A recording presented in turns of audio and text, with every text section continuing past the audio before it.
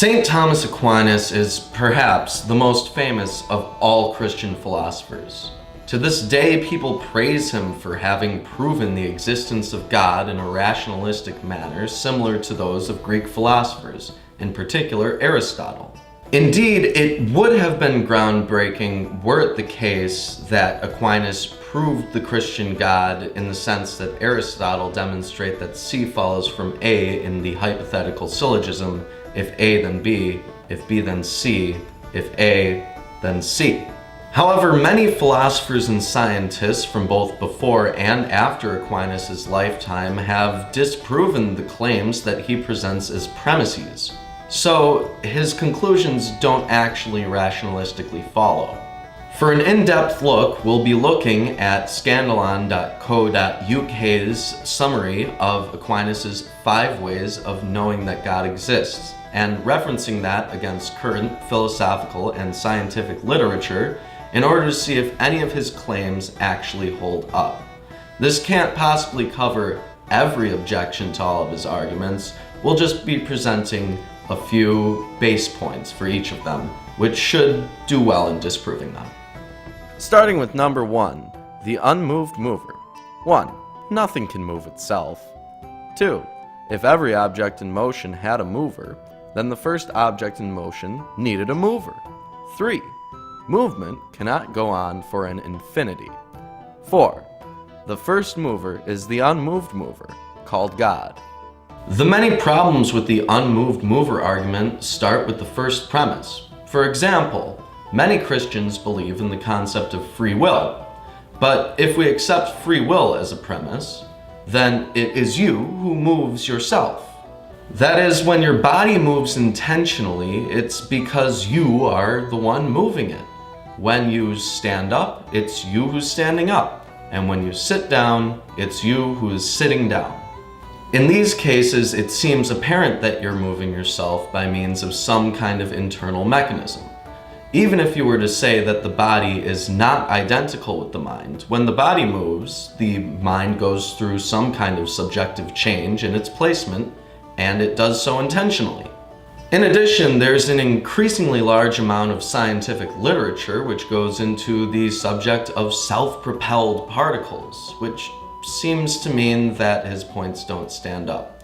And because the second premise is a deduction from the first, it also doesn't follow.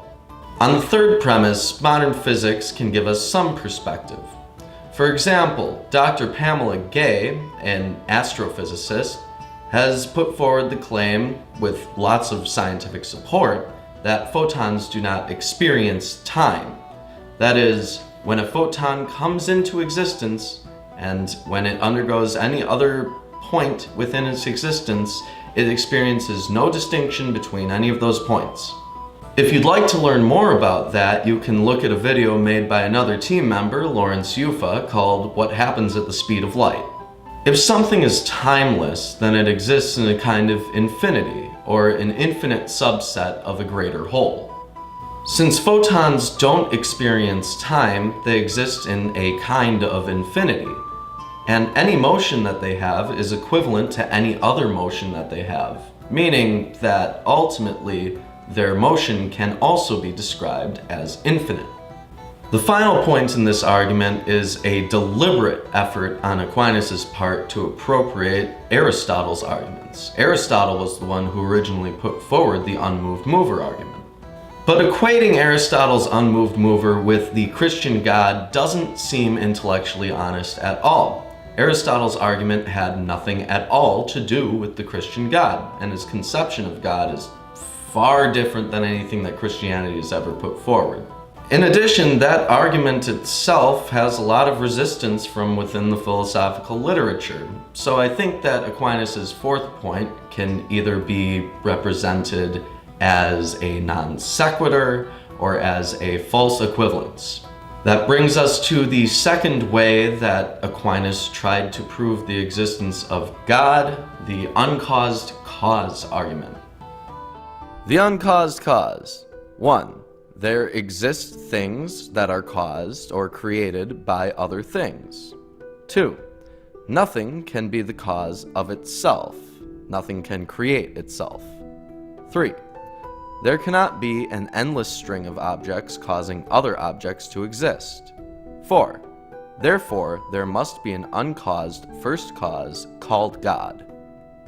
There's nothing at all wrong with the first premise here. It's true. When I make a clay bowl, I am making the clay bowl. It is a clay bowl which is made by me. However, the second point, that nothing can cause itself, is just an a priori statement. There's actually no evidence or argument that you can give which demonstrates in actuality that nothing can cause itself. It's also not the case that anything necessarily needs a cause at all. For example, look at someone who buys a new house, moves in, and comes to the conclusion that the house is haunted. They know about the sound from walls and pipes and how audio can get distorted as it moves through a structure, but they intuitively feel that something is strange, off, or wrong about the house. Further examination may reveal that there is, in fact, no reason behind their position at all besides a possible system of logic devised by that person for that one scenario to only be used once. In other words, it may be a useful generalization for science to take the stance that causal determinism exists. However, just because it is useful as a theory does not make it a fact in actuality. The third and fourth points seem rather arbitrary. Science has basically concluded that the Big Bang is the start of this universe, and who knows what happened before that, if anything happened before that. There's simply no way to possibly know whether or not an infinite regression is actually possible. Some have even argued that infinites exist within the known universe, so the argument that it isn't possibly the case that an infinity can occur seems wrong. And this concept of God seems as foreign as it was in the first argument. There's actually no reason beyond just taking the claim that God was the creator of the universe to attach the concept of God to this argument at all. Another objection came from the philosopher Bertrand Russell, who was active during the early 20th century. He argued that qualities of the parts may not transcribe onto the whole. Even if we have no examples of uncaused things, it doesn't necessarily follow that the universe, despite being made up of caused things, is itself caused. For example, say that you have creamy peanut butter. The peanut butter is made up of small, crunchy parts. When they're assembled in a certain process, it creates a paste-like substance which can be any size. It doesn't follow that just because the peanut is small and crunchy, that the peanut butter will also be small and crunchy. So the qualities of the parts don't necessarily follow onto the whole. The cosmological argument. 1. Contingent beings, or beings which might not have existed, are caused. 2. Not every being can be contingent. 3. There must exist a being which is necessary to cause contingent beings. 4. This necessary being is God. There are so many problems with the cosmological argument. For one, the category of contingent beings essentially contains everything that isn't God, and perhaps God as well. We'll get into that. Immanuel Kant argues that because it's conceivable that God doesn't exist, that means he's not logically necessary in the sense that a three-sided triangle or an unmarried bachelor is logically necessary. But because God isn't logically necessary, it would also be categorized as a contingent being within the cosmological argument. So this God can't even meet the standards of the argument. Again, if it were the case that God were logically necessary, thinking of an existence without God would be as ridiculous as thinking of the concept of a married bachelor. The second and third premises are just other a priori intuitive statements, but just because it may seem intuitively true that a non-contingent being must be God, or that contingent beings must necessarily exist. That isn't necessarily the case. Just because something can be posited or put forward as an argument doesn't mean you can accurately put a truth value of true or false onto that statement, and therefore it is not capable of being used as an adequate premise within a valid and sound argument. The fourth point, again, seems to be an arbitrary hammering in of this concept of God where it doesn't belong. A non-contingent being could be a completely impersonal, unconscious metaverse instead of a conscious, personal God, for example. Like the other arguments, the cosmological argument creates this kind of straw man of God that doesn't actually represent anything in mainstream Christianity outside of Aquinas' view. The next argument is a perfect example of shoving God in where he doesn't belong. The degrees of perfection argument, which scandalon.co.uk states as, one may say that of two marble sculptures, one is more beautiful than the other. So for these two objects, one has a greater degree of beauty than the next. This is referred to as degrees or gradation of equality. From this fact, Aquinas concluded that for any given quality, e.g., goodness, beauty, knowledge, there must be a perfect standard by which all such qualities are measured. These perfections are contained in God. Here we see another appropriation of Greek philosophy by Thomas Aquinas. Plato proposed the theory of forms and specifically dealt with the concept of beauty in his Symposium, but more importantly, in Phaedo, where he discussed the topic of absolute beauty or the form of beauty. These forms are metaphysical constructions which represent the greatest possible degree of being for any given thing.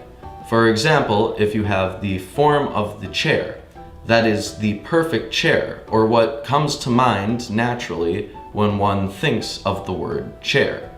It is the concept associated with the word chair. Like the concept of God, the forms are metaphysical entities that all people have access to by default. Everyone knows about the forms, just like everyone is supposedly intuitively knowledgeable about the Holy Spirit. Aquinas here has simply removed the concept of there being multiple different forms and instead put forward that these forms are qualities which are held by God. However, because of this, the same arguments that applied against the theory of forms can often be used against this conception of God. The most popular argument against the theory of forms taught in philosophy classrooms today comes from Plato's dialogue Parmenides, where Parmenides puts forward this third man argument. To rephrase the third man argument to be consistent with this version of God, suppose that God actually has the ultimate degree of good, or the form of good. There must be a relationship between God and the good, the quality that he holds. So now, instead of there just being good in and of itself, there is God plus good.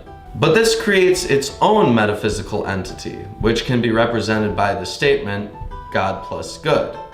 And that must mean there is another metaphysical entity that relates all of those things. So good, God, and God plus good is another metaphysical entity. And it just keeps going on and on and on.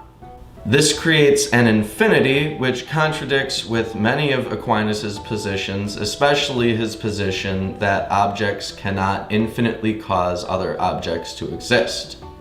With that being said, Lawrence will cover the last of Aquinas' 5 ways of knowing God.